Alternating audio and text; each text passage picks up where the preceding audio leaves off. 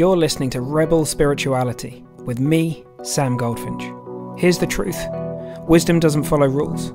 So each week we're going to explore what it means to wake up your way so you can live a more peaceful, creative and inspired life no matter your circumstances.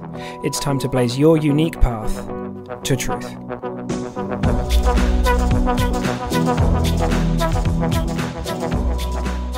Hey team. Okay. This week, we're going to talk about a distinction, right? And we're going to talk about control versus liberation. And I haven't planned this, so I don't know what I'm going to say, but this is something that I've seen again and again, both in my life and in the lives of many people that I've worked with now, that seems to be really helpful as a distinction. So very often in life, we believe that we want control. So it looks like we want to be able to control our feelings. We want to be able to control our thinking. That seems like the big one, actually, is that very often control is the thing that seems most desirable. So if you think about it, okay, I don't enjoy the feeling of being anxious. So I want to be able to manage that. I want to be able to control that. Or there's this thinking. So many of you will know I've been working for a long time in the field of addiction and helping people find freedom from imbalanced relationships with drugs and alcohol. Now, very often, and this applies to many other things, by the way, this isn't just for the world of addiction, but it looks really important, so I'll share it. Very often, the thing we think we need to be completely free is control of our experience, so we never think about eating too much again, or we never think about alcohol again, or we never ever have a craving or anything like that. And so we have it marked out that control is the thing. I'll be free from anxiety. I'll have dealt with my anxiety when I don't feel it anymore, or when it never goes above a certain point. I'll be free from alcohol when I never find myself thinking about it or having a craving ever again. I'll be, etc. There's many different options. You can fill in the blank for yourself. Now, the thing about control is that, we don't really have control over our thoughts and feelings. Our thoughts and feelings come and go. It's perhaps we have some form of influence. We can think something. I can think the word hello, hello, hello in my head, and I can kind of think that word. But for most of our, thinking and for most of our feelings, many of them are unconscious. They just happen. They just appear on the screen of the experience of our life. And so if you think about it, if we've set ourselves up with this task of controlling thoughts and feelings, if and when they come up, particularly those that we've judged as bad or wrong, then we're going to feel stuff. And often we may feel like, we failed, or we may feel like, what's wrong with me? I keep having this feeling coming up. And we kind of innocently bring those things, we resist them. We don't allow them in.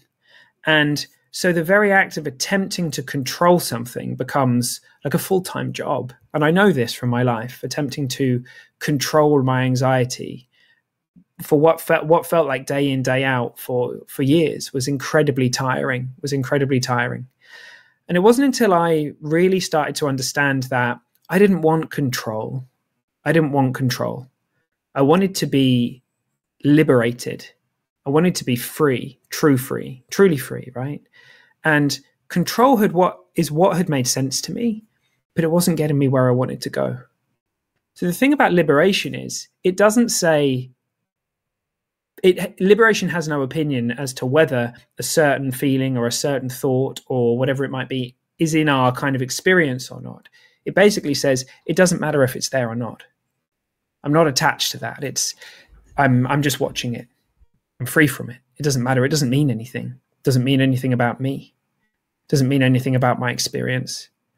That's true freedom.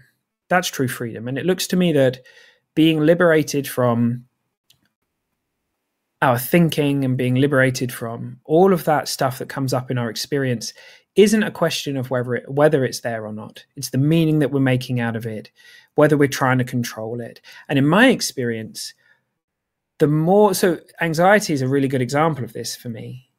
is that sure, I feel anxious from time to time. So the other day I had a new coaching call that I was going on to. I was going to meet 50 people or so that I hadn't met before. Now I notice now I'm really excited about these things, right? I'm really excited. I love it. It brings me to life. I absolutely love coaching and working with people in that way.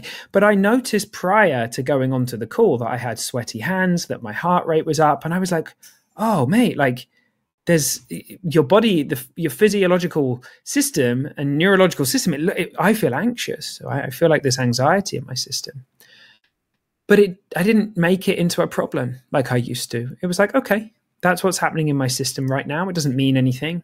It doesn't mean that there's any disaster going to happen or any of that kind of stuff. For whatever reason, this is making sense to my system right now. But there isn't any actual real danger around me. I know that because I'm at home and I can see there isn't any real danger. This is just a neurological response to what's moving through thought, my special effects department in the moment. And in that moment, I became liberated from it. And it had its length of action, it had its energetic charge, and it passed through. And the moment I went onto that coaching call, I filled with excitement and just gratitude for being there. My screen was clear, and I had a beautiful experience with those people on the call. And in a previous kind of life, I probably would have attempted to have controlled that anxiety. I may have done a million things to try and make it go away, and very often I stirred the pot and I made that anxiety worse. These days, I realize that I don't need to control those things. I need to see their inherent safety. I need to understand that being free from them doesn't mean that they aren't sometimes going to be there. And then this magical thing starts happening, which is because we just are less bothered by those experiences and those feelings, they do just tend to show up less often. I think I said in a previous, on a previous podcast, on a previous video, that we don't generate anxiety about our anxiety or fear about our fear when we're not trying to control those things, and they have their natural ebb and flow. And that's a really beautiful place to be. That's a really beautiful place to be. So I wonder this week, what would happen if you just pondered that? Are there parts of your life where you're trying to control things, like your thinking, like your emotions, that are innocently bringing a lot of pressure and a lot of kind of work into your system in a way that going about it a different way, understanding that being liberated doesn't mean that those things will never show up.